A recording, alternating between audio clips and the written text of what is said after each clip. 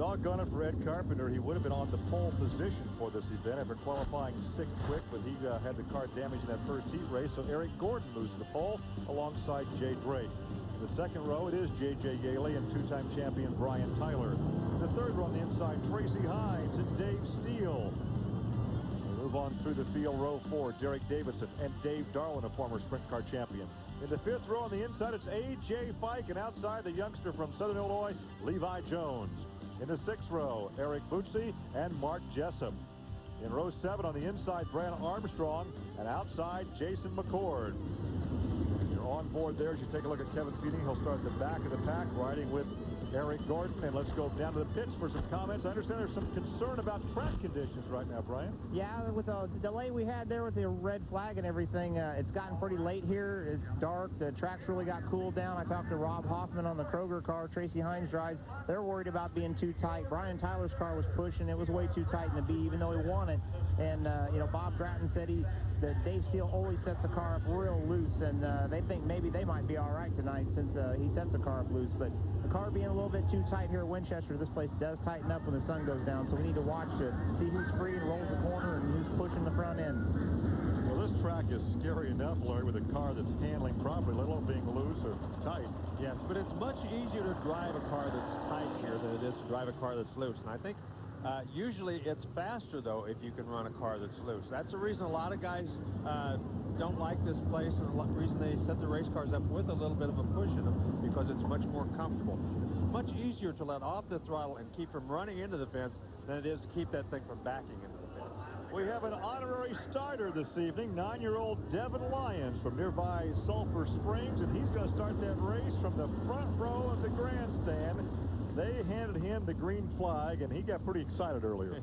He certainly did. He's a great young man. He's got a great chance to come here, and it's great that they have done this to let some of these special needs kids come out here. We also had almost 500 people on the racetrack earlier, actually walking around this high-banked half-mile oval.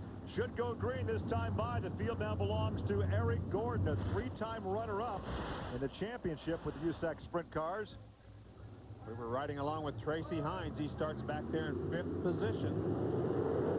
They scramble for position, 3 wide down the straightaway, and that was Jay Drake on the outside. Made a nice move to take the lead down the back straightaway. And Eric Gordon, once again, did not get a good start off the bottom of the pole position.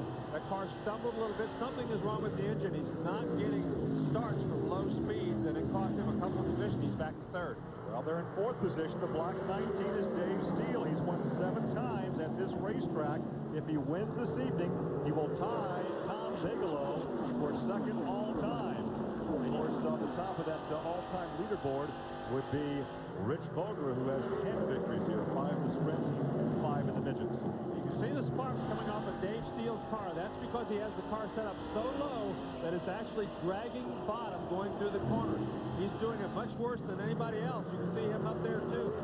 He's the only one we've seen do that, so evidently he's got that car very, very low in the back end. Plus, he has all the fuel in the back of the car right now for the added weight. Well, that's right, but everybody else is kind of compensated for that, but he's got his race car at the back end of it especially low right now. Well, he's working on Eric Gordon. That's the battle for 3rd position. Slides up high, entering turn 3. Likes that high groove, but he's being challenged right now by Tracy Hines. Yeah, you don't want to get up there too high and give too much away, because Tracy Hines knows this racetrack very well, too. And right behind him is that other yellow car, and that's Brian Tyler. He's hanging right in there with them. You heard them say that Brian's car was pushing earlier in that semi-event. There's a look back at Dave Steele. Looks to the inside now, down the back straightaway into turn 3 and makes the pass. Yeah, he did that diamond thing that we talked about earlier. He went in high, came off low, cut down low, and now then he's got J.J. Yale in his sights up there in that blue car. Well, this is the 30-lap event. He has ample time to catch the front of the pack. Yeah, we're only 7 laps into this race. Now you take a look at Jay Drake, who took the lead right from the beginning, and he's got a great run up there. He's running a nice, smooth race up front. But meanwhile, back in the back, Tracy Hines now right behind Eric Gordon, trying to get around him. Well, Drake's best finish was a 3rd this season at Nazareth. He also had a 4th at Terre Haute on the dirt, and a pair of 4th-place finishes at IRC and at Attica on the dirt as part of the Buckeye. And there goes Hines. Hines just went around, and now then Brian Tyler down to the bottom side. might as well at this point in the race as I thought he might, because he's lost a couple more spots after that initial start. And Derek Davison right behind him in that number 26 red machine. Yeah, Derek Davison has caught that pack. Both of those guys trying to find some way to get around. They're going to try. He's having trouble coming off of turn 2. Good battle for second position over in turn 3. Steele has caught up to the back of J.J. Yaley. Yaley, that blue 76. Steele looks to the inside. He's run lower on the racetrack throughout this evening. Look at Tracy Hines. Yeah, look at Hines. This is a three-way battle for second position. Tracy Hines has caught up with both of those guys. He caught them very, very quickly. That was Levi Jones, I think, down on the inside, pulling down. But now then, Steele wants to make sure that he gets around Yaley first, because the first guy around him is going to win this race probably, or at least run second. Well, you can see about a half straightaway advantage right now for Jay Drake. There you go. Drake will have some traffic to contend with as we watch this battle down the backstretch. And there it looks like he may have that pass made as you watch from on board with Tracy Hines. Yeah, he just doesn't give up. He gets down to the inside. Yaley tried to stay down low enough to pinch him a little bit. He just could not do it. Well, a good battle for second position. Your leader continues to be Jay Drake here in the Rich Vogler Classic at Winchester. Gary Lee, Larry Rice, and Brian Gerster back at Winchester, the Rich Vogler Classic. The best battle on the racetrack is for second position. Steele has it. Right there behind him is Tracy Hines. There you can see Yaley. He's trying to get around the last car. I think that's Jessup he's trying to get around. So he's trying to keep up with them. But these two guys, and it looks like Hines is a little bit faster right now as he gets down to the inside. And they're closing in on Jay Drake. As this battle continues for second position, they're closing in on the leader. Well, Hines knows that his best chance to pass is going to be in lap traffic or when they catch the leader. This place is not that easy to pass, so it's much easier when you're running in traffic. But boy, look at Hines right now. He's got to run down at the bottom. Tracy Hines leads the sprint car standings. J.J. Yaley is second. Nice Jay pass. Drake is third, but there is the pass for second, and they have caught the leader. He did a great job. He just pulled up high, diamond off the bottom of the racetrack, and made that pass. He's going to go around the outside as they're coming up on the lap car. That's the A.J. Fike machine, number 3. Fike gets out of the way and stays high as the leaders go by. You're going to have all 3 leaders on your screen right there in turn 4, and there's a high side pass for the lead.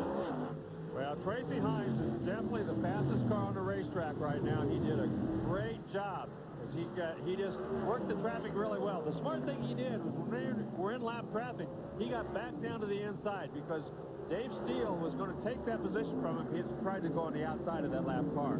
Tracy has won 3 times this season for the Hoffman family in the sprint car competition, making him the winning entrant in the sprint car competition. And of course, he appeared. Oh, the yellow flag is out. The yellow flag is on the racetrack. We did not see an altercation, Larry, so this could be debris, and this could totally change the complexion of this race. Well, we've got 24 laps down, perhaps 23. So it's the yellow flag has come out. So it'll be interesting to see. It'll give Dave Steele a chance to regroup a little bit. And believe me, Tracy Hines did not want that yellow flag to come out. Well, he we wanted to go ahead. understand that Kevin Feeney brushed the wall up in turn 1. Now, keep in mind, Tracy Hines had that race won at Raceway Park that we did. Well, he had the race oil leak. He had the race won here the last time, and the same thing happened. If you remember, they had a yellow flag. The bleeder on the right rear tire stuck under the yellow flag, and he was losing air pressure in the right rear tire. Car started to push. And Dave Steele went by him with just 1 or 2 laps to go and went ahead to win that race. And I'm sure that's going through Tracy Hines' mind right now as he's slowly running around his racetrack. There was a quick glance at Feeney, who continues on in this competition, but he did bring out the yellow. The pace car is out. He will pick up Tracy Hines. On the restart, it will be Tracy, then Jay Drake, then the 19 of Dave Steele, then the 67, make that the 76 of J.J. Yaley. There's a look at Feeney. He started from the back of the pack. He was involved in that big melee in that heat race earlier this evening. Yellow remains out. Jason McCord is out of the race. He pulled in very shortly after the start, so obviously he didn't get his problems fixed very well. He had a driveline problem that developed in hot laps. We'll also mention again for you Jonathan Bennett fans, the youngster out of Vincennes, Indiana, was on his way up here and had a tow rig breakdown, and they could not complete the trip, so he was not in competition tonight. Brian, let's go to you in the pit area. I'm down here with Bob Gratton, the owner of Dave Steele's car, and we were talking earlier before the race about everybody maybe being a little too tight. What's the case with yours? Dave's just a little tight right now. He's cranking back on that weight jacker quite a little bit now. That's got a caution. I don't know. I think it'd be a little better, but we're running out of laps, enough time to get it done. But, he did the first half, and now he's a little bit weak right now. All right. Well, good luck. Thanks. There's the furl flag from Tom Hansing. One more lap will turn them loose, and only 6 laps to go, Larry, so he has his work cut out for him.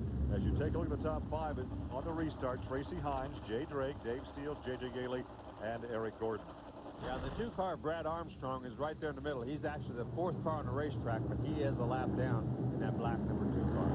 Well, Tracy from Newcastle, Indiana, not far from Richmond in the Winchester area, has the lead on the restart. He went very high, as did Dave Steele, but Dave Steele had kind of a plan. He wanted to get down under Jay Drake, but he could not do it that time. Now then it looks like he might try on the outside. They come down the straightaway as the laps wind down. Hines going for his 4th sprint car victory of the season. Well, you can see Jay Drake a little bit loose coming off that corner. The tail of that thing's wiggling around. And this time it looks like Steele does make the pass on the outside. And now, let's see if he has enough laps as you look back at Dave Steele, and he is coming. Look at the gap opened up between 2nd and 3rd, and here comes Steele. Steele has enough time to make a race out of this, and Yaley has gotten around for 3rd. Is this going to be deja vu all over again, as Yogi Berra says, as he's coming all over Hines, as Hines not handling as well now as he was before this, and he makes the same move he did last time. Look at that. Both of them bottom end. Hines get very loose. Tracy got very loose up in the corner, and Steele goes by, and that could spell the difference in this race. An absolute exact repeat of the last time we were here. After the yellow flag, Tracy Hines had a problem and could not keep up.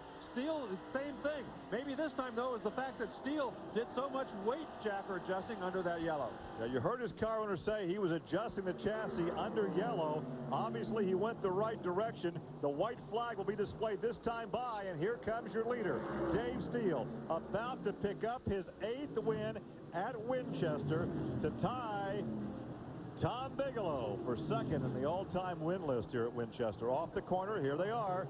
And it is Dave Steele, your fast qualifier. He set a track record in qualifying earlier today at over 128.3 miles an hour. There's Bob Gratton. There's the crew of the Northside Propane car.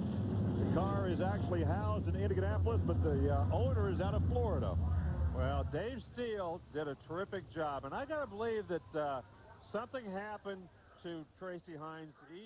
I hope he didn't have this. Dave Steele, we started the night talking about that fast time, new track record.